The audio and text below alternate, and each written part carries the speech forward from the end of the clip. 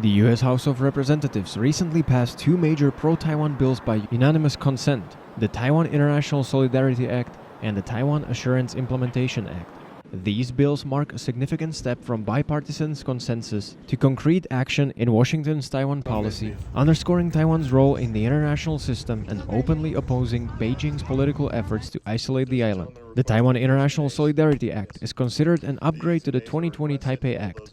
It clarifies that UN General Assembly Resolution 2758 solely concerns China's representation at the UN and does not address Taiwan's representation or sovereignty. In other words, Beijing's interpretation of the resolution is a unilateral political move not grounded in international law or the original intent of the UN.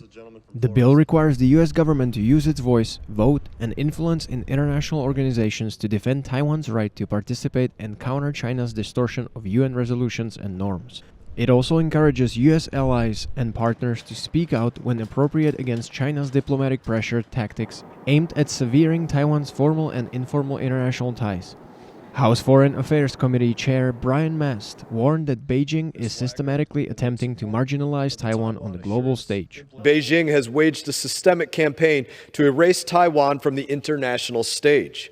From the World Health Organization to the International Civil Aviation Organization, the CCP has bullied, bribed, and pressured global institutions and countries into sidelining Taiwan, despite Taiwan's clear qualifications and its contributions to global health, security, and commerce.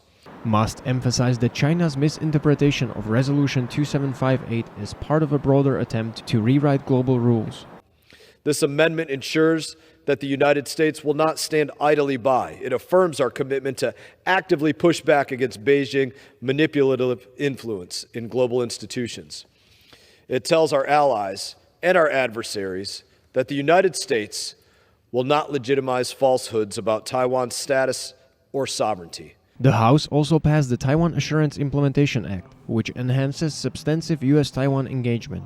Building on the 2020 Taiwan Assurance Act, it authorizes the State Department to regularly review its internal guidelines on interactions with Taiwan and report to Congress on progress in lifting self-imposed restrictions. Since the severing of official diplomatic ties in 1979, the U.S. State Department had imposed internal restrictions on interactions with Taiwanese officials.